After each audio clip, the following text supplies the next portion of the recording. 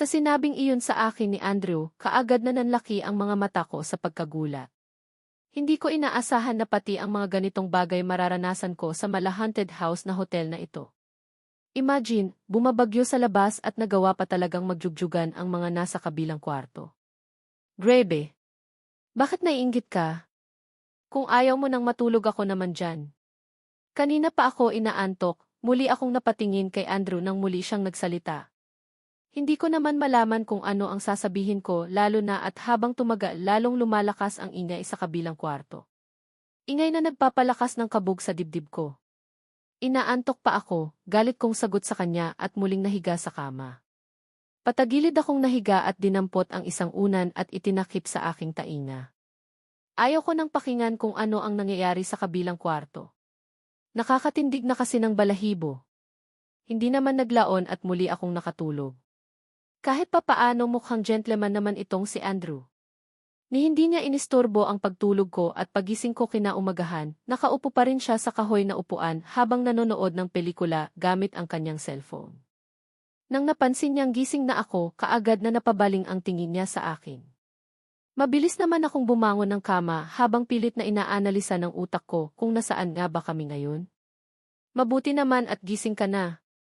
Tumila na ang ulan sa labas at pwede na tayong bumiyahe, narinig kong wika niya. Wala sa sariling napatitig ako sa kanya. Kahit papaano, gumaan ang pakiramdam ko sa isiping makakaalis na kami sa hotel na ito. Ayaw ko nang magtagal at gusto ko nang makarating sa paroroonan namin. Talaga? Mabuti naman kung ganoon. Saglit lang, magbabanyo lang ako, seryosong sagot ko sa kanya. Napansin kong nangangalumata itong si Andrew dahil hindi siguro siya natulog magdamag. Nandyan nga pala ang bag mo. Baka gusto mong magpalit ng damit gawin mo na. Ayaw kong may katabi akong mabantot mamaya sa loob ng kotse habang nasa biyahe tayo. Muling bigkas niya sabay turo sa akin sa isang familiar na luggage at ang personal handbag ko na hindi ko pala nabitbit kagabi pagbaba ng kotse. Nandyan kasi ang cellphone ko at ilang mga personal na gamit. Lalong-lalo na ang mga kikaykit ko. Matutuwa na sana ako dahil naisip niyang kunin ang gamit ko sa kotse para makapagpalit ako ng damit pero hindi naman nakakatuwa ang binitiwan niyang huling salita. Thank you, naiinis kong sagot sa kanya at mabilis na bumaba ng kama. Nilapitan ko ang luggage ko at mabilis na binuksan. Kumuha ako ng damit na pwede kong isuot ngayong araw at mabilis na nagmartsa papuntang banyo. Mabuti na lang at may pamalit na akong damit. Makakaligo na ako para presko ang buong katawan ko habang bumibiyahe kami. Hindi ko nakakalimutan ang sinabi sa akin ni Andrew na 5 oras pa ang bubunuin namin para marating ang Hacienda Montenegro. Kailangan ko ng maraming lakas at mabuti na lang dahil nakatulog ako kagabi. Mabilisang ligo lang naman ang ginawa ko. Dito na din ako sa loob ng banyo nagpalit ng damit. Isang fitted maong pants at crop top na kulay pink pala ang nahila kong pamalit na damit sa luggage kanina. Mabuti na lang at bumagay sa fashion taste ko, kaya pagkatapos kong magpalit ng damit kaagad na din akong lumabas ng banyo, dala-dala ang mga pinagpalitan kong maruruming damit. Kaagad ko iyong isinalpak sa bulsa ng luggage ko. May pagkain na dito. Kumain ka na din habang naliligo ako, bungad sa akin ni Andrew pagkalabas ko. Tanging pagtango lang ang naging sagot ko habang hinahanap ko ang suklay ko sa personal bag ko. Ni hindi ko na nga napansin ang pagpasok niya sa loob ng banyo. Nagsuklay ng buhok at nag-ayos lang ako ng sarili ko. Naglagay pa ako ng light makeup bago ko pinakialaman ang laman ng plastic bag na nasa mesa at ganoon na lang ang tuwa ko dahil may hot drinks sa loob. Ibig sabihin, bumili pala ng mga pagkain sa labas itong si Andrew. May nakita akong pancake at iyon na lang ang nilantakan ko. Saan kaya dinala ni Andrew ang mga tirang pagkain namin kagabi? Gayunpaman, hindi ko na lang pinansin pa. Mabait din naman pala nagkumag. Hindi niya ako hinayaan na kumain ng malamig na pagkain. Ayos din naman pala siyang kasama kahit hindi kami in good terms. Katulad ng sinabi ni Andrew sa akin kanina, pagkatapos niyang maligo at makapag-ayos mabilis na din kaming nag-check out. Siya na din ang nagbitbit ng luggage ko hanggang nakarating kami ng kotse. Feel ko tuloy ang care niya sa akin. Gayunpaman, iniiwasan kong bigyan iyon ng ibang kahulugan dahil mukhang mabait lang naman siguro siya pagdating sa mga kababaihan. Halatang hinihintay na kami ng dalawa naming kasama dito sa kotse, kaya mabilis na din kaming sumakay ni Andrew ng sasakyan at ilang saglit lang, tinatahak na namin ang parang walang katapusang kalsada. Makulimlim pa rin ang paligid at dalangin ko na sana hindi kami abutan ng malakas na ulan sa daan. Ayaw ko nang mag-check-in na naman kami sa isang hotel. Ayaw ko nang maranasan pa ang kung anumang naranasan namin kagabi. Mas gugustuhin ko pang makarating ng Hacienda Montenegro dahil alam kong magiging mas komportable ako sa lugar na iyon kaysa dito kami sa kalsada. Ilang oras na din kaming bumibiyahe nang mapansin kong palayo na kami sa kabihasnan. Napansin kong tulog si Andrew buong biyahe, kaya hindi ko na siya inistorbo pa kahit na kanina pa nangangati ang dila ko na tanungin siya kung nasaan na kami. Kung matagal pa ba ang biyahe. Napatuwid pa ako sa aking pag-upo nang mapansin ko ang isang mataas na arko na may nakasulat na, "Welcome to Hacienda Montenegro." Sa pagpasok namin sa kalsadang iyon, wala na akong ibang natatanaw, kundi ang isang malawak na palayan. Halos 10 minuto pa ang itinakbo ng kotse bago ko natanaw ang isang mataas na gate kung saan makikita ko ang isang mansion. May nakasulat na Mansion Montenegro, kaya naman naisip ko nang sa wakas nakarating na din kami. Sa ilang oras ng biyahe, ramdam ng katawan ko ang pananakit at parang mas gusto ko munang magpahinga bago ikutin kung ano ba talaga ang meron sa hasyenda na ito. "Welcome home, iha," nakangiting salubong sa akin ni Lola Esmeralda pagkababa pa lang namin ng kotse ni Andrew. Imbis na ang apo nito ang una niyang lapitan at i-welcome ako ang inuna nito. Niyakap ako nito at hinalikan sa pisngi na labis kong ikinagulat. Kahapon ko lang officially nakilala si Lola Esmeralda pero kay init na kaagad ng pagtanggap niya sa akin. Hindi ko tuloy mapigilan ang makaramdam ng hiya sa kanya. Nahihiya ako sa isiping alam niya na hindi ako girlfriend ng apo nila pero wala silang choice kundi ang pumayag na magpakasal kami ni Andrew. Gayunpaman, alam ko sa sarili ko na hindi naman ako magtatagal sa hasyenda na ito. Babalik at babalik ako sa Manila dahil nararamdaman kong hindi naman talaga magtatagal ang pagsasama naming dalawa ni Andrew bilang mag-asawa. Ang pagsasama na walang pagmamahal sa isa't isa ay mauwi lang sa malaking disaster. Mauwi lang sa hiwalayan kaya hintayin ko na dumating ang araw na iyon. Bakit parang si Butter lang ang winelcome nyo? Don't tell me na mas mahal nyo na siya kumpara sa akin, narinig kong ungot ni Andrew. Wala sa sariling bumitaw ako sa pagkakayakap kay Lola Esmeralda at nilapitan ang nakangiting si Lolo Diosdado para magmano. Maganda na iyong umiwas ako. Ayaw kong isipin ni Andrew na sinasapawan ko siya pagdating sa atensyon ng kanyang lola. "Welcome to Hacienda Montenegro, iha. Simula ngayong araw isa ka na sa nagmamay-ari ng lugar na ito kaya feel at home," nakangiting wika naman sa akin ni Lolo Diosdado. Pilit ko tuloy ang sarili ko na mapangiti. Sa kaloob-looban ng puso ko, hindi ko pangarap ang maging hasyendera. Mas gusto ko ang buhay sa Manila. Malaya at napupuntahan ko ang mga lugar na gusto kong puntahan. "Thank you, Polo." Nako, excited na po akong libutin ang buong hasyenda, nakangiti ko namang sagot. Sana lang. Hindi niya mahalata na napipilitan lang akong sagutin siya ng ganoon. Ayaw kong sumama sa akin ang loob ng matanda. Matigas lang ang ulo ko pero magalang naman ako pagdating sa mga matatanda. "Bueno. Nakaredy na ang mga pagkain sa dining area. Kumain muna kayo bago magpahinga dahil alam namin na gutom na kayo," narinig kong pagyayaya ni Lola Esmeralda at humawak pa ito sa braso ni Lolo Diosdado at nagpatiuna na silang naglakad papasok ng bahay. Akmang susunod na sana ako sa kanila nang maramdaman ko ang paghawak sa akin ni Andrew. "What?" paangil kong tanong sa kanya. May pahawak-hawak pa eh. Dire-diretso ang biyahe namin kanina at gutom ako. "Wala. Bakit ba galit ka?" "Hinawakan lang naman kita para alalayan tapos galit ka," mahinang sagot niya sa akin.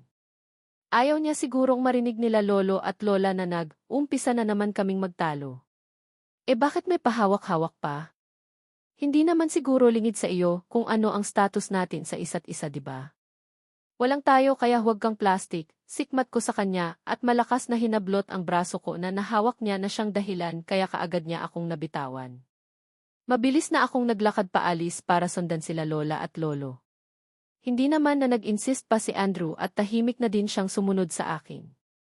Tama nga ang naisip ko kanina, kahit naman nasa medyo liblib ng lugar na kami, hindi ko pa rin maiwasan na magulat sa nabungaran kong ayos sa loob ng mansion. Moderno na ito at hindi nakaligtas sa paningin ko na halatang pinag-isipan ang bawat disenyo at ang pagkakaayos ng mga nakadisplay. Sa bagay, hasyenda nga pala ito. Hindi nakakapagtaka na mayaman din sila at maraming pera. Kaya din nilang bumili ng mga mamahaling bagay kung gugustuhin nila. Pagdating ng dining area, nagulat pa ako ng kaagad na dumako ang tingin ko sa dining table. Sobrang dami ng mga pagkain ang nakahanda. May isang buong lechon pa nga na buo pa ang balat. Hindi ko tuloy mapigilan ang matakam. Kahit mayaman kami pero healthy lifestyle sila mommy at daddy. Hindi kami masyadong pinapakain ng mga karne. Nakaschedule ang kada pagkain na inihahain nila sa mesa dahil mahalaga daw ang kalusugan sa pamilya namin. Wow! Lechon! May bisita po bang parating kaagad kong bigkas? Nope. Pinahanda talaga namin iyan para sa inyong dalawa ni Andrew. Sige na. Maupo ka na at nang makakain na, sagot ni Lola Esmeralda. Ipinaghila pa ako ni Andrew ng upuan kaya kaagad na akong umupo at kumurot ng kahit kaunting balat ng lechon. Nakakatakam kasi Naging magana ang buong pagkain ko. Halos pumutok na nga ang bituka ko sa sobrang kabusugan ko. Pagdating sa pagkain, hindi talaga ako marunong mahiya. Mabuti na nga lang at hindi ako tabain sa pagiging matakaw ko Iho, malinis na pala ang kwarto mo. Magpahinga na muna kayong dalawa ni Butter, bigkas ni Lola nang napansin niyang tapos na kaming kumain ni Andrew. Nagulat naman akong napatingin kay Andrew. Nga pala, ngayong nandito na ako sa hasyenda, ibig bang sabihin ito na magsasama kaming dalawa ni Andrew sa iisang silid? Shocks, kaya ko ba? Bakit nga pala hindi ko ito naisip? Sure la. Hindi kami masyadong nakatulog kagabi kaya magpapahinga na muna kami ni Butter. Narinig kong sagot naman ni Andrew sa kanyang lola. Hinawakan ako nito sa kamay at malakas na hinila pa tayo. Hindi na ako pumalag pa lalo na at napansin kong nakatingin sila lolo at lola sa amin. Ayaw kong mag-isip sila ng kung ano paman sa relasyon naming dalawa ni Andrew. Magsasama tayo sa silid na ito. Kaagad kong tanong kay Andrew pagkapasok pa lang namin sa silid niya. Kaagad na dumako ang mga mata ko sa kama nito at pigil ko ang pagtaas ng kilay ko nang mapansin ko kung gaano iyon kalaki. Halos doble sa laki ng queen size na kama ko sa bahay namin sa Manila. Bakit, ayaw mo? Kung ayaw mo doon ka magreklamo kina lolo at lola, baliwala niyang bigkas at mabilis na naglakad patungo sa isang nakasarang pintuan. Nahihinuha ko na walk-in closet niya iyon dahil pagkapasok niya sa loob, hindi man siya nag-abala na isara iyon. Sa sobrang inis ko, wala sa sariling napaupo ako sa gilid ng kama niya habang inililibot ang tingin sa paligid. In fairness ang luwang ng kwarto niya. Wala naman sigurong problema kung magsama kami sa silid na ito. Hindi naman siguro kami magkabungo ang dalawa. Kapag matutulog naman kami, pwede naman siya sa sofa at sa kama ako. Tama, pwede iyon. Sa hotel nga hinayaan niya akong matulog sa kama at magdamag siyang naupo sa upuang kahoy mas hindi komportable iyon. Ayusin mo na ang mga gamit mo sa walk-in closet kung wala kang balak na sabihin kina lola kung ano man ang gusto mo. Natigil lang ako sa pagmumuni nang marinig kong nagsalita si Andrew. May bitbit na siyang pamalit niya sigurong damit at diretsong naglakad patungo sa banyo. Nasundan ko na lang siya ng tingin. Hindi ko talaga mainindihan ang ugali ng taong iyon. Minsan, ang bait niya sa akin pero minsan ubod naman ng sungit. Heist, wish ko lang talaga makakatagal ako ng kahit isang buwan lang sa hasyenda na ito.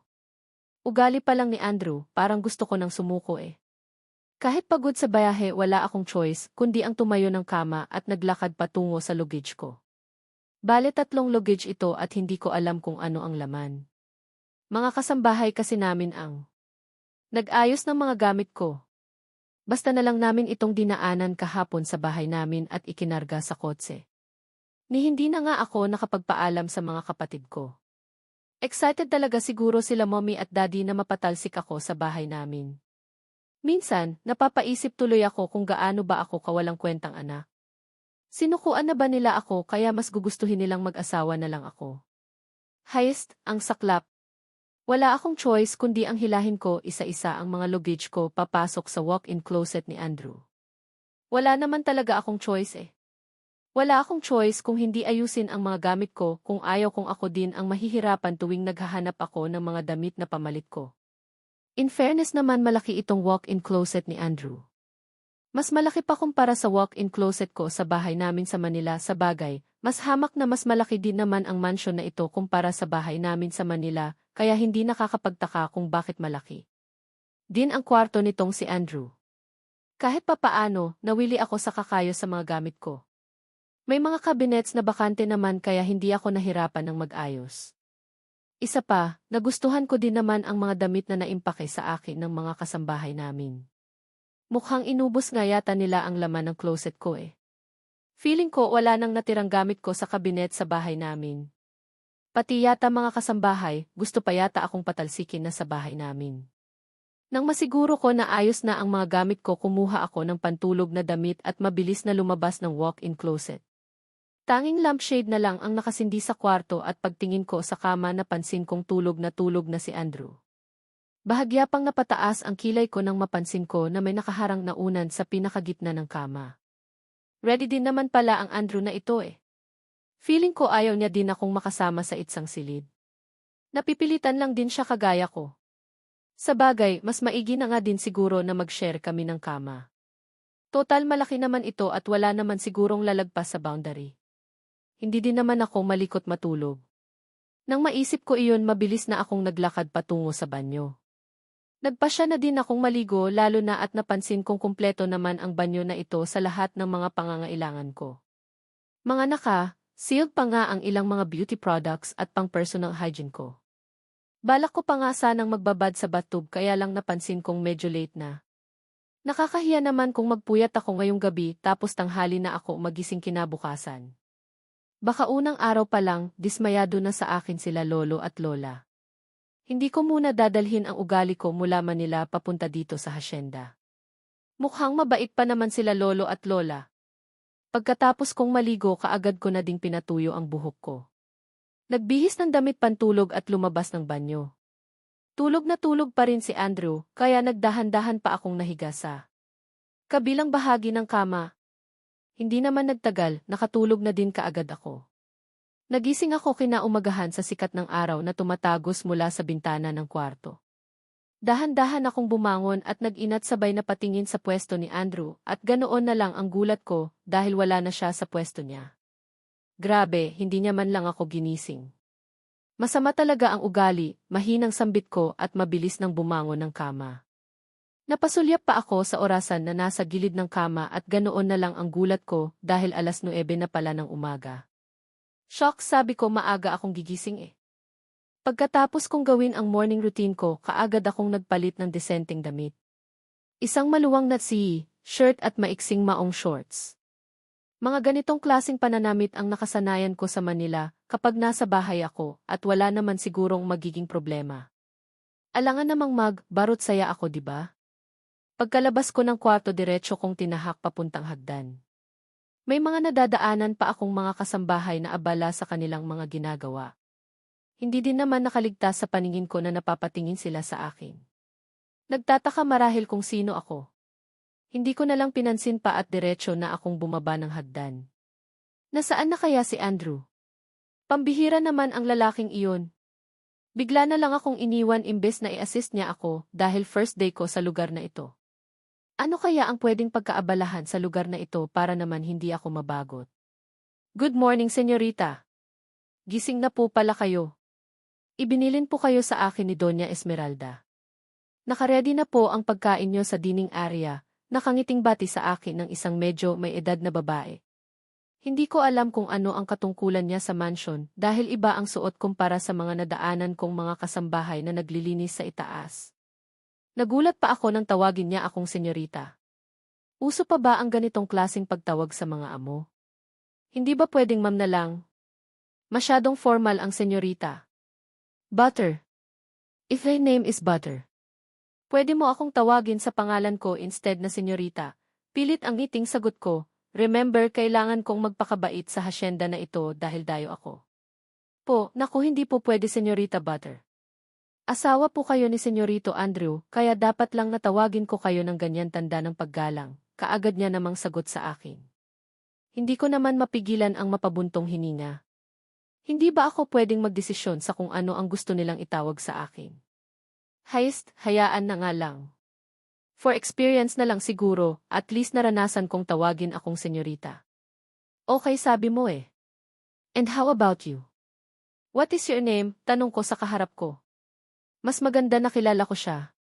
Pwede niyo po akong tawaging Manang Laura, senyorita. Ako po ang mayordoma dito, nakangiti niyang sagot sa akin. Kaya naman pala iba ang suot niya dahil siya ang head ng mga kasambahay. Ayos din ah. Mukha naman siyang mabait kaya dapat lang natandaan ko ang pangalan niya. Ah, Manang, si Andrew po. Nasaan siya? Nakangiti kong tanong sa kanya. Napansin kong saglit itong natigilan at napatitig sa akin. Ah, baka nababaitan siya sa akin. Si senyorito po nasa palayan po siya. Kapag nandito siya sa probensya, maaga po talaga siyang gumigising para suyurin ang halos buong lupain ng Hacienda Montenegro at para kumustahin ang mga tauhan. Sila Doña Esmeralda at Don Diosdado naman nasa bayan, nakangiting sagot nito sa akin. Kaagad naman akong napatango. So, isang hasyendero pala itong si Andrew. Hindi halata ha? Maputi at makinis kasi ang balat niya at kung kumilos mukhang hindi naman probinsyano. Ganoon po ba? Sige po Manang, kakain na po muna ako. Nagugutom na kasi ako eh, nakangiti kong sagot kay Manang sabay himas sa sarili kong tiyan. Kung ganoon, liban sa mga kasambahay nag-iisa lang pala ako dito sa mansion ngayong umaga. Pagkatapos kumain, ano kaya ang pwede kong pagkaabalahan? Sinamahan na ako ni Manang Laura hanggang sa dining area. Nagulat pa ako dahil sa dami ng mga choices na pagkain na nakahain sa mesa. May mga pagkain na nakabalot sa dahon na ngayon ko lang yata masusubukan. Ano po iyan Manang? Tanong ko kay Manang sabay turo sa isang partikular na pagkain. Mga kakanin iyan, senyorita. Subukan niyo po. Masarap iyan. Paborito nga iyan ni Senyorita Brianna noong nakabakasyon sila dito eh. Nakangiting sagot sa akin ni Manang Laura. Kaagad naman akong napatango. Dumampot ng isa at binuksan iyon. Tinikman ko at nagustuhan ko naman. Hinainan pa ako ni Manang ng isang tasang hot chocolate na nagustuhan ko naman ang lasa kaya ang ending na parami ang nakain ko. Pagkatapos kong kumain nagpa siya akong maglakad, lakad na muna sa harden. Kakaiba ang simoy ng hangin dito sa mansion kumpara sa Manila. Mas sariwa dahil malayo nga sa kabihasnan. Abala ako sa kakasuyod sa buong paligid ng matanaw ko ang kakarating lang na si Andrew. Nakasakay siya ng kabayo at hindi ko napigilang pakatitigan siya. Ang tikas niyang tingnan. Bumagay sa kanya ang isang kupasing maong pants at sando na puti. Hindi ko natuloy napigilan ang sarili ko na makaramdam ng matinding paghanga sa kanya. Tarantang napaiwas ako ng tingin nang napasin kong napatingin din siya sa gawi ko. Butter, kalma. Hindi pwedeng matunaw ka sa titig niya. Si Andrew lang iyan. Hindi siya ang lalaking pangarap mo na makasama habang buhay, hindi ko mapigilang kastigo sa sarili ko. Imbes na salubungin ko ang pagdating ni Andrew, mabilis akong naglakad sa pinakatagong bahagi ng garden. Hindi ko kayang makipagtitigan sa kanya. Naiilang ako. Ang gwapo pala ng lalaking iyon. Para siyang cowboy na nakasakay sa kabayo. Ang pogi niya. Hey, hindi ako dapat ma-inlove sa kanya. Dapat kong pigilan ang sarili ko dahil hindi nga siya ang type kong lalaki. Pero bakit ganito? Bakit sa tuwing nakikita ko siya, nakakaramdam ako ng malakas na pagkabog ng dibdib ko? Halos 3 araw pa lang kaming magkasama pero ganito na kaagad ang nararamdaman ko para sa kanya. Natatakot akong isipin na baka mahulog ang loob ko sa kanya at kainin ko lahat ng sinasabi ko. Butter, nasaan ka? Lumabas ka nga dyan. Ano ba ang ginagawa mo dyan? Natigil lang ako sa pagmumuni-muni nang marinig ko ang seryosong boses ni Andrew. Mahabaging langit. Mukhang sinundan niya ako. Wala sa sariling napalingon ako at kaagad na tumampad sa mga mata ko ang seryoso niyang mukha. Wala sa sariling napalunok ako ng sarili kong laway. Sumama ka sa akin, muling bigkas niya. Wala sa sariling napatango ako. Si Sage. Pero saan tayo pupunta? Nauutal kong tanong sa kanya. Parang gusto kong kumuha ng salamin muna para tingnan ang sarili ko kung fresh pa ba ako. Kung maganda pa ba ako sa paningin ni Andrew. Hindi pa naman ako nakapaglagay ng makeup kanina. Baka ang putla ko na. Sa bukid. Isasama kita sa paglilibot sa bukid, bigkas niya. Imbes na humindi ako kaagad akong tumango. Hindi ako interesado sa bukid. Mas interesado ako na makasama ko itong si Andrew ng matagal. Saka magpapakipot pa ba ako? Walang ibang activities na gagawin dito sa hasyenda kung hindi ang mamasyal sa kabukiran.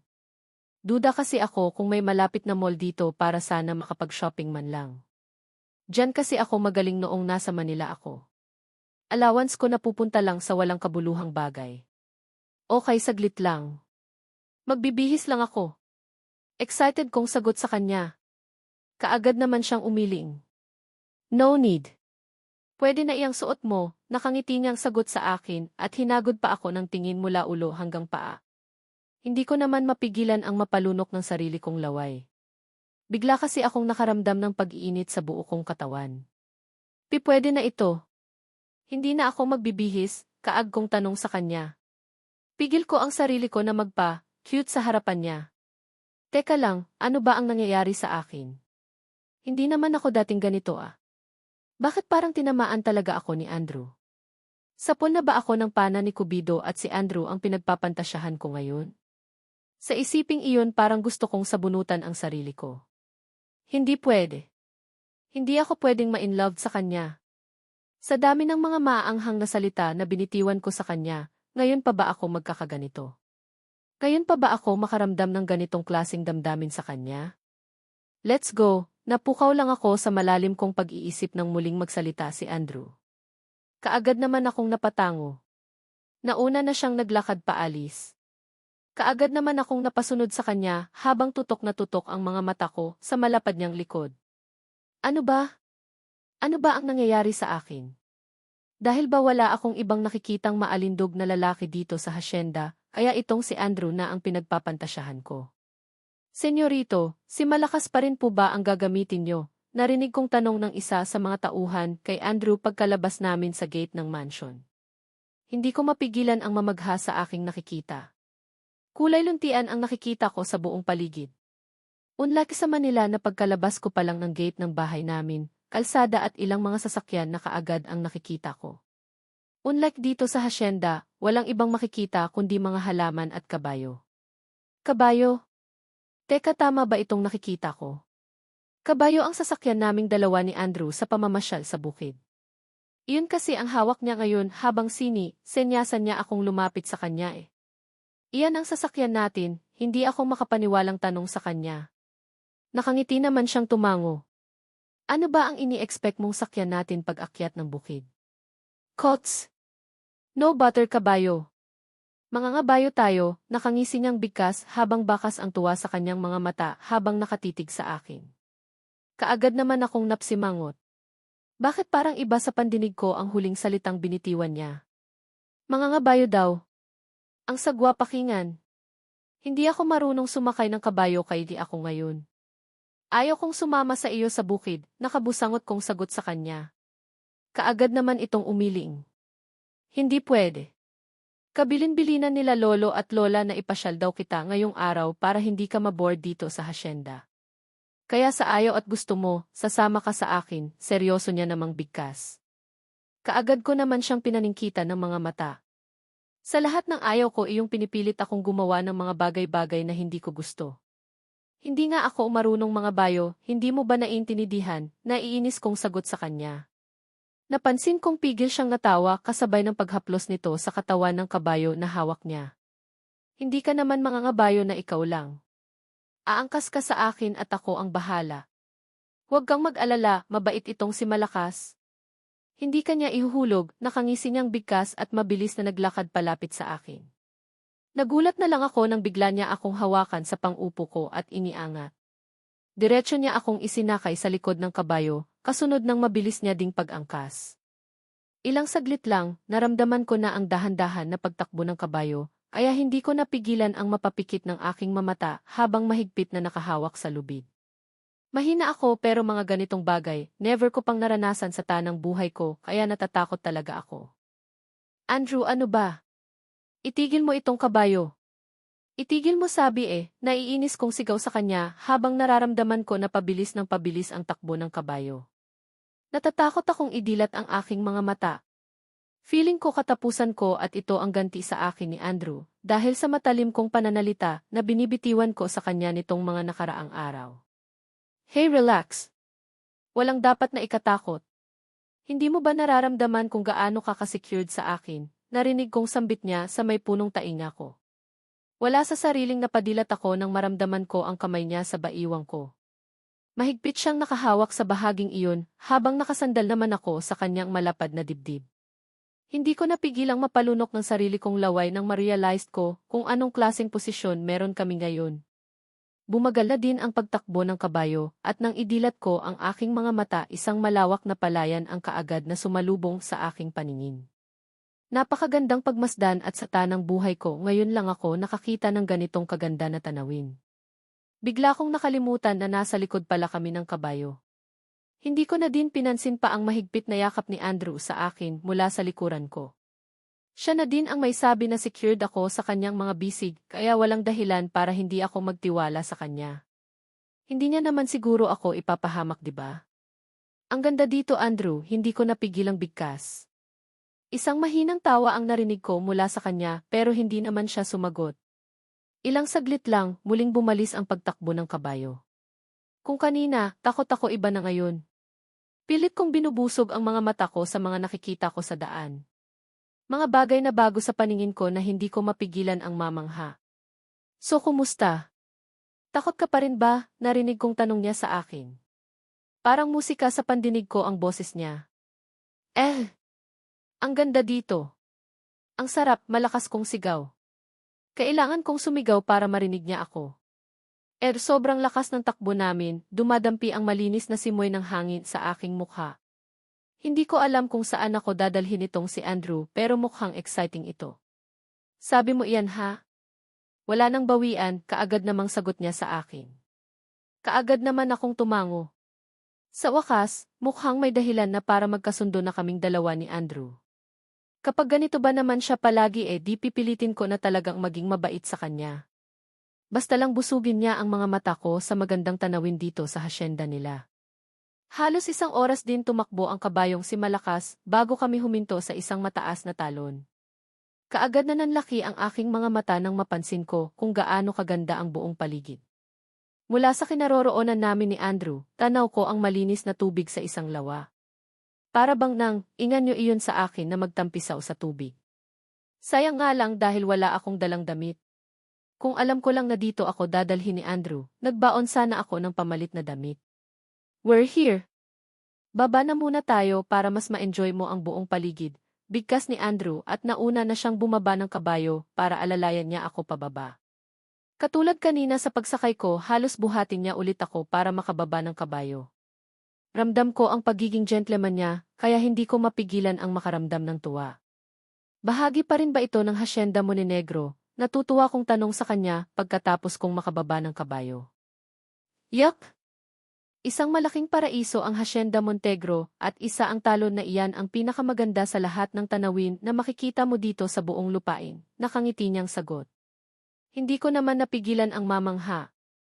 Sa sinabing iyon ni Andrew mukhang may dahilan na para magtagal ako sa hacienda na ito. Marami naman palang pwedeng pasyalan na bago sa mga mata ko. Parang hindi na tuloy ako makapaghintay na libutin ang buong hacienda para tuklasin ang tago nitong ganda. Binusog ko ang mga mata ko sa magagandang tanawin na nakikita ko nang bigla kong naramdaman ang ilang butil ng tubig na pumatak mula sa kalangitan papunta sa aking bala. Wala sa sariling napatingala ako at ganoon na lang ang pagkagulat ko nang mapansin ko ang nagbabadyang malakas na ulan. Wala sa sariling napatingin ako kay Andrew na noon ay bakas ang pagkabahala sa kanyang mga mata. Shit! Bakit ang bilis nagbago ng panahon? Isang malakas na ulan ang parating kaya bilisin mo, Butter. Kailangan muna natin sumilong, bigkas niya sabay hila sa akin. Kaagad naman akong nagpasyanod. Sa isang malaking puno niya ako dinala. Sakto naman na bumuhos ang malakas na ulan pagkakubli namin. Kaya lang hindi pa rin kayang protektahan kami ng mayabong na dahon ng puno. Nababasa pa rin kami ni Andrew sa patak ng ulan mula sa kalangitan. Wala naman kaming choice kundi ang maupo na lang habang hinihintay kung kailan matapos ang ulan. Mas lalo din kaming mababasa kung susuungin namin ang ulan. Ano na ang gagawin natin ngayon dito? Dito na lang ba tayo? Hindi pa ba tayo aalis? Hindi ko na napigilan pang tanong kay Andrew. Nakakaramdam na ako ng ginao sa aking sistema. Bakit ba palagi na lang kaming napapasuong sa ulan? Noong pauwi kami dito sa hasyenda, inulan kami tapos heto na naman. Nangyari na naman ulit. Inulan na naman kami. Bakit ba palagi na lang kaming naabutan ng ulan sa hindi maayos na sitwasyon? Napaka-killjoy ng langit. Mamasyal lang naman sana kami eh. Ano na ang gagawin namin ngayon? Hindi pa tayo pwedeng umuwi. Delikado ang daan at tiyak mahihirapan si malakas tahakin ang maputik na daan pa uwi ng mansion. Dito lang muna tayo. Maaga pa naman, bigkas niya kaya kaagad ko siyang pinanlakihan ng aking mga mata. Ano daw?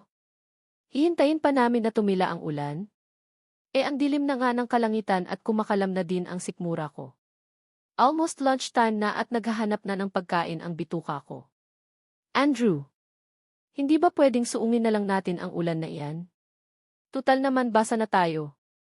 Saka nagugutom na ako bigkas ko sa kanya. Pigil ko ang sarili ko na bulyawan siya. Parang gusto ko tuloy pagsisihan na sumama pa ako sa kanya sa pamamasyal na ito. Kung nanahimik sana ako sa mansion wala sana ako sa ganitong sitwasyon. Nangako na ako kanina na magiging mabait na ako pero ano na naman ito? Bakit parang sinusubukan yata ako ng tadhana? Nagpapakabait na nga ako pero bakit ako dumadaan sa ganitong klaseng pagsubok? Hindi pwede. Delikado para sa atin na suungin ang ulan. Isa pa, napakalayo natin sa mansion. Aabutin tayo ng gabi sa daan kung lalakarin natin lalo na at hindi tayo pwedeng sumakay ng kabayo kapag ganito kalakas ang ulan, bigka niya. Parang gusto ko nang magpapadyak sa inis. Wala na bang ibang paraan? Nilalamig at gutom na ako. Pero teka lang. May malapit nga pala na bahay kubo dito. Tama doon na lang tayo magpapatila ng ulan, bigkas niya at sinuong niya na ang malakas na ulan at mabilis na naglakad patungo sa nakataling kabayo. Kaagad naman akong napasunod sa kanya. Wala nang dahilan para magtago sa puno. Basang-basa na din naman kami pareho. Muli akong inalalayan ni Andrew na makasakay ng kabayo at ilang saglit lang sumakay na din siya. Tinahak namin ang mas masukal na daan. Pigil ko naman ang sarili ko na magreklamo dahil baka mapikon na naman siya. Wala ako sa mood ngayon makipagtalo lalo na at nilalamig na talaga ako. Ang sinabi niyang malapit na kubo ay napakalayo pala. Imagine, halos 1 oras na kaming nakasakay sa kabayo pero wala naman akong natatanaw na kubo. Puro mga puno ang nakikita ko at habang tumatagal lalong lumalakas ang pagpatak ng ulan. Mamalayo pa ba? Hindi ko na napigilan pang tanong sa kanya. Sobrang nanginginig na ang labi ko sa ginaw. Malapit na tayo. Kaunting tiis na lang, narinig kong bigkas niya. Hindi na ako nagsalita pa bagkus mariin kong ipinikit ang aking mga mata. Kung isa man ito sa parusa ng langit sa akin, dahil sa katigasan ng ulo ko, malugod ko itong tatangapin. Pero huwag naman sana sobra-sobra. Ang hirap kaya ng ganito.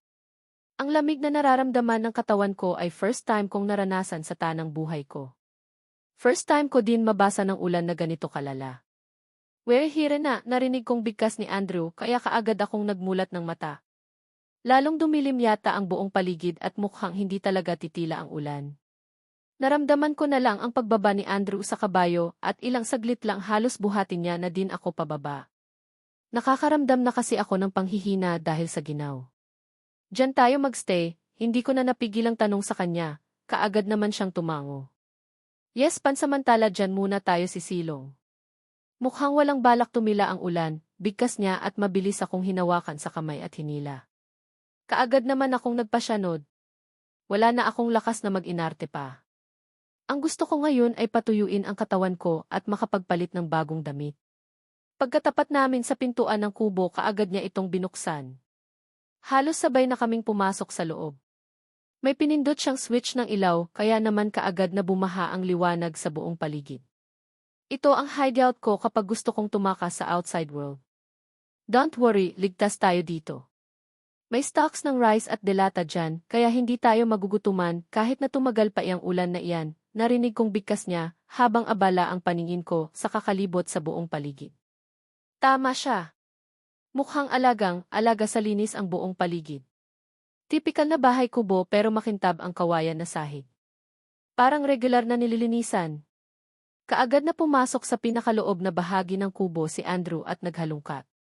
Ilang saglit lang inabutan niya na ako ng tuwalya at isang malaking shirt na alam kong pag-aari niya. Magpunas ka muna ng katawan at magpalit ng damit. Baka mamaya magkasakit ka pa kung mas lalong malamig sa tubig ulan ang katawan mo. Bigkas niya at akmang lalabas na sana siya sa kubo nang mabilis ko siyang nahawakan sa braso. Saan ka pupunta? Iiwan mo ako dito, seryosong tanong ko sa kanya. Napansin kong napatitig siya sa akin sabay iling. Alam kong gutom ka na. Maghahanap ako ng makakain natin, seryosong sagot niya sa akin. Kaagad ko namang ibinaba sa isang upuang kahoy ang tuwalya at damit na ibinigay niya sa akin kanina lang. Sama ako. Ayaw kong magpaiwan dito, Andrew, kaagad kong bigkas. Muli siyang umiling. Butter, hindi ka pwedeng sumama sa akin. Mas lalo ka lang mahihirapan eh. Promise sandali lang ito. Babalik ka agad ako, bigkas niya. Wala sa sariling binitiwan ko siya sabay tango. Okay, mag-iingat ka. Bumalik ka kaagad, bigkas ko. Nakangiti naman siyang tumango sa akin bago tuluyang lumabas ng kubo. Nasundan ko na lang siya ng tingin. Ilang saglit din akong nakatayo sa may pintuan ng kubo bago ako nagpa siyang isara iyon para makapagpalit ako ng damit. Kailangan ko nga palang magpalit ng damit bago pa bumalik si Andrew. Basang-basa ako at baka magkasakit ako kapag mas lalo pang mabasa sa tubig ulan ang katawan ko. Ang damit na ibinigay niya sa akin ay hindi man lang umabot sa tuhod ko. Wala din akong suot na panloob dahil basang-basa iyon. Iyong boxer shorts na kasama sa damit na binigay niya kanina ay hindi ko din naisuot dahil masadong maluwag sa akin. Baka mahubo lang sa harapan niya at mas lalong nakakahiya iyon. Mag-iingat na lang ako sa mga kilos ko. Hindi din naman ganoon kaliwanag ang bumbilya na nakasindi dito sa kubo, kaya hindi niya naman siguro ako masisilipan. Saktong pagkatapos kong magbihis, dumating naman si Andrew. Basang-basa na siya at mukhang hindi man lang ito nakakaramdam ng lamig. Unlike sa akin na kahit na nakapagpalit na ako ng damit, ramdam ko pa rin ang lamig sa paligid. Siguro dahil sa basa kong buhok. Hindi ko naman alam kung paano ito patuyuin kaagad dahil wala naman akong nakitang hair dryer dito sa kubo. May mga bitbit ito pero ang unang umagaw ng pansin ko ay ang buhay na manok na hawak niya. Hindi ko tuloy napigilan ang mapatitig sa manok. Ano iyan? Nagtataka kong tanong kay Andrew. Inilapag niya muna ang mga dala niyang iba't ibang klaseng prutas sa mesa at itinali ang manok sa paa ng isa sa mga upuan. Alam kong gutom ka na. Kumain ka muna ng mga prutas at magbibihis lang ako. Maya-maya lang kakatayin ko iyang manok para may makain tayong matino dito sa kubo habang hinihintay natin ang pagtila ng ulan, bigkas niya na labis kong ikinagula. Napansin kong pumunta siya sa loob na bahagi ng kubo. Baka magpapalit din siya ng damit. Bahala na nga siya kung ano ang gagawin niya. Malaki na siya para magdesisyon ng mga bagay-bagay. Wala sa sariling napatitig ako sa manok na noon ay pilit na kumakawala sa pagkakatali niya. Hindi ako animal lover pero bigla akong nakakaramdam ng awa.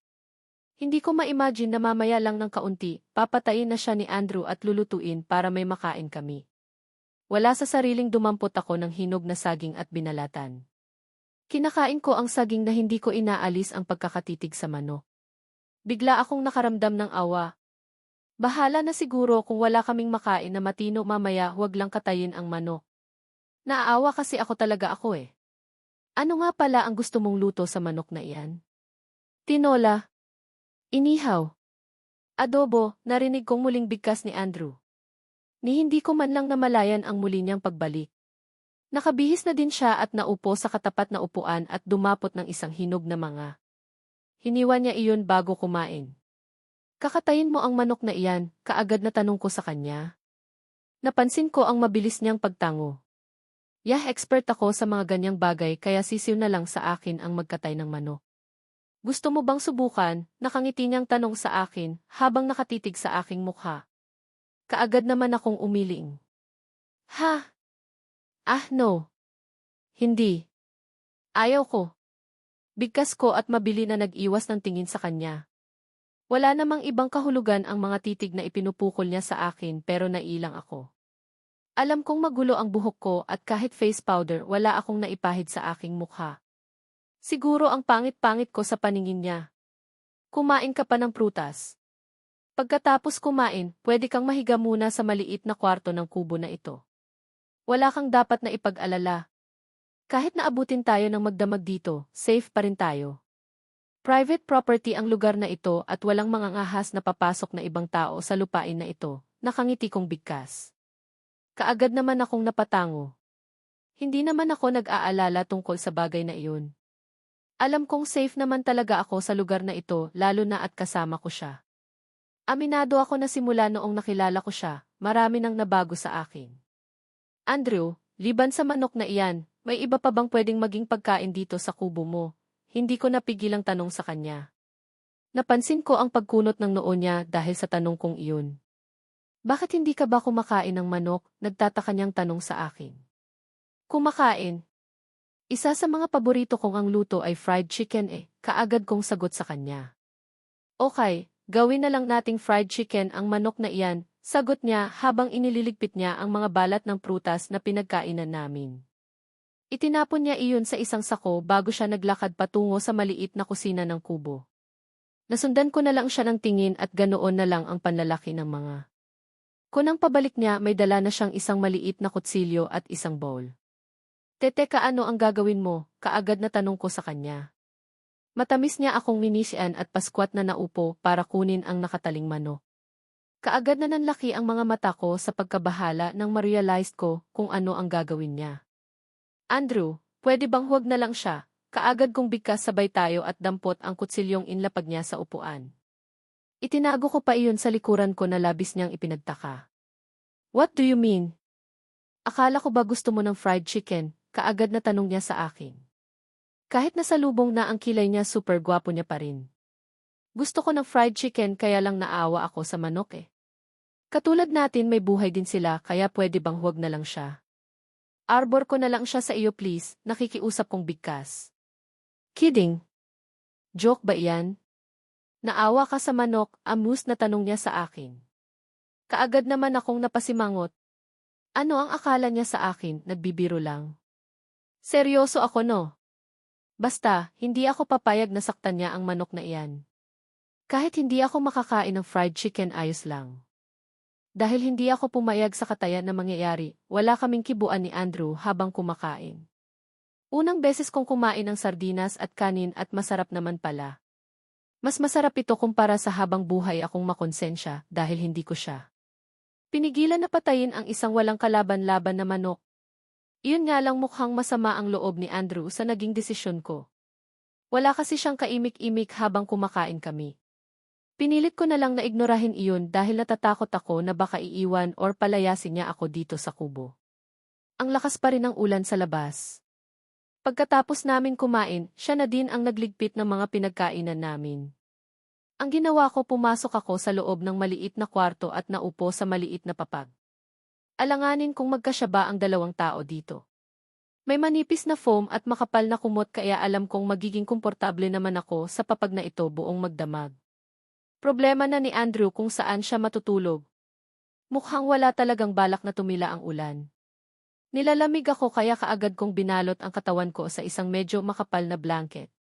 6:00 pa lang ng gabi pero sobrang dilim na ng buong paligid. Mukhang walang balak tumila ang ulan kaya walang choice kundi ang magstay sa kubo na ito magdamag. Kahit basa pa ang buhok ko nagpasya akong mahiga na. Kusang matutuyo lang siguro itong buhok ko. Medyo mabigat kasi ang pakiramdam ko at parang gusto kong matulog. Siguro dahil sa pagod na din. Kung tutuusin, halos 2 buwan akong walang matinong pahinga. Ako ang nag-aasikaso sa kasal ng pinsan kong si Brianna at Jaylord. Pumapasok din ako sa school noong time na iyon sa kagustuhan ko nga na maipasa ko na ang mga naiwan kong subjects. Para sana makagraduate na ako kaya lang palpak na naman. Bigla akong naikasal kay Andrew kaya ang ending, totally stop na ako sa pag-aaral. Sa angkan namin ako lang siguro ang hindi magiging profesional. Bakit ba kasi napakapuro ng utak ko pagdating sa pag-aaral? Matalino naman sana si Daddy. Ganoon din daw si Mommy. Hindi ko tuloy malaman kung kanino ba ako nagmana. Sa isiping iyon mariin kong naipikit ang aking mga mata. Parang gusto ko na naman tuloy maiyak. Gusto ko din naman sana na maipagmamalaki ako nila mommy at daddy kaya lang mukhang hindi na mangyayari iyon. Bigla na lang kasi akong nag-asawa eh. Hindi ko na namalayan pa ang pag-usad ng oras. Ni hindi ko na nga namalayan na nakatulog na pala ako at nagising na lang ako sa isang malakas na bagay na humampas sa bubungan ng kubo. Andrew, mahinang tawag ko sa pangalan ni Andrew. Sobrang dilim na ng paligid at lalong dumuble ang lamig na nararamdaman ko. Parang hindi sapat ang blanket na gamit ko para maibsan ang panginginig ng katawan ko dahil sa lamig na nararamdaman. Anong oras na ba? Sinipat ko ang suot kong relo at napansin kong halos 11:00 na pala ng gabi. Dahan-dahan akong bumangon at muling napahiga nang maramdaman ko na parang umiikot ang buong paligid. Andrew, nandyan ka ba? Help, mahinang bigkas ko. Gustuhin ko mang lakasan ang boses ko pero parang wala akong lakas. Masakit ang lalamunan ko at para akong tatrangkasuhin. Butter, what is it? Tinatawag mo ba ako? Matulog ka na muna. Solar light lang ang gamit natin at ubos na ang battery, kaya huwag ka nang magtaka kung madilim ang buong paligid, narinig kong bigkas ni Andrew. Hindi ko alam kung saan siya banda pumwesto pero feeling ko malapit lang siya sa akin. Nininilalamig ako, mahinang bigkas ko. Alam kong kahit boses ko malat na din. Tumagilid ako ng higa at bumaluktot. Umaasa ako na sana maibasan man kahit kaunti ang lamig na nararamdaman ng katawan ko. Wala bang extra kumot? Andrew. Nilalamig ako. Papahinging kumot, bigkas ko. Kaagad ko naman akong nakarinig ng mahinang yabag palapit sa akin. May suminding malamlam na liwanag kaya kaagad akong napapikit kasabay ng paghatsing ko. What happened to you? Nagtatakang tanong niya sa akin. Muli kong iminulat ang aking mamata kasabay ng paglabas ng luha sa gilid ng aking mga mata. Mula sa malamlam na liwanag mula sa sinindihan niyang gasera, napansin kong nakakunot ang noo niya, kasabay ng pagdampi ng palad niya sa noo ko. Shit butter, nilalagnat ka. Ang init mo, bigkas niya. Baka sa boses niya ang matinding pag-aalala habang sinasabi ang katagang iyon. Saglit siyang umalis at pagbalik niya may dala pa siyang isa pang blanket at ikinumot sa akin. Umayos ka ng higa isa, narinig kong bigkas niya at pilt niya akong pinatihaya. Nagpaubaya na lang ako lalo na at wala na din akong lakas na mga tuwiran sa kanya. Bakit hindi mo kaagad sinabi sa akin na masama pala ang pakiramdam mo? Sandali, magluluto lang ako ng kahit noodles lang para malagyan ng laman ang sikmula mo. Kailangan mong makainom ng gamot, bigkas niya at akmang aalis na sana siya pero mabilis ko siyang nahawakan sa lailayan ng kanyang shirt. Huwag mo akong iiwan. Please, nakikiusap kong bigkas. Napansin kong natigilan siya habang nakatitig sa aking mukha. Kung hindi lang sabilin nila lolo at lola kanina, wala talaga akong balak na ipasyal itong si Butter dito sa Hacienda Montenegro. Dahil sa pagiging lasinggera nito, nagkaroon patuloy ako ng instant wife. At hindi basta-bastang asawa. Sungit na asawa. Akala niya siguro nakalimutan ko na ang ginawa niyang pagsipa sa akin noong nasa police station kami. Muntik nang mabasag ang kaligayahan ko dahil doon kaya nangako ako noon sa sarili ko na hindi na talaga ako lalapit pa sa kanya. Ekis na siya sa buhay ko at hindi ko naman akalain na muling magkukrus ang landas naming dalawa noong kasal ng half-brother kong si Jaylord. Si Butter ang bridesmaid at aminado akong gandang-ganda ako sa kanya. Para siyang anghel sa paningin ko noong mga sandaling iyon. Ningiti or sisimangot siya walang pinagkaiba. Parang naka-glue ang paningin ko at sa kanya lang ako nakatitig palagi mula simbahan hanggang sa hotel kung saan gaganapin ang reception party. Iyon nga lang, una kong napansin kay Butter ay hindi siya mahilig makihalubilo sa iba. Tanging ang bride na si Brianna lang ang palagi niyang kinakausap. Mukhang magkasundo naman ang dalawa kaya lang tuwing nawawalay siya sa tabi ni Brianna, wala namang ibang ginawa itong si Butter kundi ang lumaklak ng alak. Gustong-gusto ko na sana siyang lapitan noon para tanungin kung ano ang problema niya. Kaya lang bigla kong naalala ang ginawa niyang pagsipa sa akin eh. Nakatakong pa naman siya noong mga panahon na iyon at natatakot akong baka masipa niya ulit ako na siyang maging dahilan baka mabasag pa ang bayad ko. Yes, yun nga ang inaalala ko. Hinayaan ko na lang siya na lumaklak ng alak. Kaya lang noong napansin ko na hindi niya nakaya ang sarili niya, hindi ko na napigilan pa ang sarili ko na lapitan siya para alalayan. Kaya lang sinukahan niya naman ako. Walang choice kundi ang ihatid siya sa kanyang hotel room and the rest of the history. Nagising kami pareho na nasa pintuan na pala ng kwarto ang mga magulang niya. Siyempre, naiintindihan ko naman na bilang magulang hindi talaga nila kayang makita na maagrabyado ang anak nila. Naikasal tuloy kaming dalawa ni Butter sa judge nang wala sa oras. Kaya nga heto, sinunod ko lang naman ang utos nila lolo at lola na ipasyal itong si Butter para daw hindi ma-bored pero inabutan naman kami ng ulan. May sabala talaga ang babaeng ito eh. Sa tuwing kasama ko siya, palagi na lang umuulan. Tinapos ko lang ang paghuhugas sa mga pinggan na ginamit namin kanina sa pagkain bago ako nagpasyang pumasok sa pinakaloob ng kubo. Gabi na at mukhang walang balak na tumila ang ulan. Wala talaga akong balak na makasama ng matagal itong si Butter. Feeling ko kasi puro na lang kamalasan ang nangyayari kapag magkasama kami. Katulad na lang kanina wala naman sana kong ibang gusto kundi ang humigop ng mainit na sabaw ng tinolang manok. Kaya lang bigla niyang hinarangan dahil naaawa daw siya sa manok. What the pack? Naawa siya sa manok pero hindi siya naawa sa akin na wala pang matinong kain buong araw. Kape lang ang laman ng sikmura ko mula kaninang umaga at gusto ko sanang kumain ng masarap na pagkain. Dahil wala naman kami sa mansion, kaya nagpasya akong manghuli ng kahit isang manok sa gitna ng malakas na ulan. Lahat ng effort ko nasayang lang dahil hindi naman pumayag itong si Butter na kakatayin ko ang manok. Ang ending, sardinas ang ulam namin. Babawi na lang siguro ako ng kain pagka-uwi ng mansion. Dahan-dahan akong naglakad patungo sa pinakakwarto ng kubo para kumuha ng kumot na pwede kong isapin sa papag. Sanay naman akong matulog dito sa kubo dahil noong namatay sila mommy at daddy ito ang naging tambayan ko. Ang apat na sulok na bahagi ng kubo ang naging saksi ng matindi kong kalungkutan noong mga araw na iyon. Pero ngayon okay na. Tangap ko na wala na sila. Marami pa rin naman ang mga nagmamahal sa akin, kaya naman dapat kong ipagpatuloy ang aking buhay. Isa pa darating ang araw na ako ang magmamana ng buong Hacienda Montenegro. Nakapag-usap na kami ni Kuya Jaylord at naipangako niya na sa akin ang tungkol sa bagay na ito. Kaya nga ang pag-aaral ko sa ibang bansa ay biglang naudlot dahil bigla akong nagkaroon ng malaking responsibilidad dito sa Hacienda simula noong namatay si Daddy. Pagkapasok ko ng silid wala sa sariling napatitig ako kay Butter. Balot na balot siya ng kumot habang mahimbing na natutulog. Wala sa sariling napatitig ako. Sa mukha niya at hindi ko napigilan ang mapailing. Grabe, para talaga siyang anghel. Walang bahid ng kagaspangan ng ugali ang hitsura niya. Mahirap talagang judge ang isang tao sa panglabas ng kaanyuan. Hindi ko pa nga napigilan ang mapangiti nang dumapo ang paningin ko sa mula niyang labi.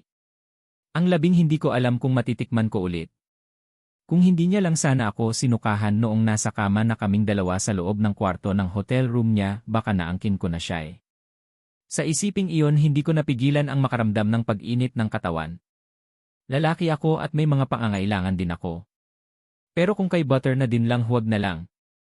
Baka sa susunod na masipa niya ako, pagkabasag ng itlog ko ang aabutin ko sa kanya. Marahan akong huminga ng malalim para maibsan ng kahit kaunti ang kakaibang damdamin na kaagad na lumukob sa bukong pagkatao. Kumuha ako ng kumot at dinampot ko ang isang unan na nasa maliit na kawayang kabinet at mabilis na naglakad palabas ng kwarto. Natatakot akong baka hindi ako makapagigil at makagawa pa ako ng kasalanan. Kaagad kong inilatag ang kumot sa kawayan na sahig ng kubo at nahiga na din. Hindi naman ako nahirapan at nakatulog din naman kaagad ako. Iyon na lang, nasa kasarapan na ako ng pagtulog ko nang marinig ko ang mahinang pag-ungol ni Butter. Noong una hindi ko pinansin pero noong sumigaw na siya ng help mabilis akong napabangon. Bigla akong nakaramdam ng pag-aalala sa isiping baka takot siya sa dilim. Sobrang dilim na kasi ng buong paligid at mukhang ubos na ang karga ng solar namin. Mabilis akong tumayo at hinagilap ang lampara at sinindihan. Mabilis na nilapitan si Butter at ganoon na lang ang pagkagulat ko nang mapansin kong nanginginig na siya. Balot na balot ng kumot ang kanyang katawan, kaya wala sa sariling dinama ko ang kanyang noo at biglang ragasa ng pag-aalala sa buong sistema nang maramdaman ko kung gaano siya kainit.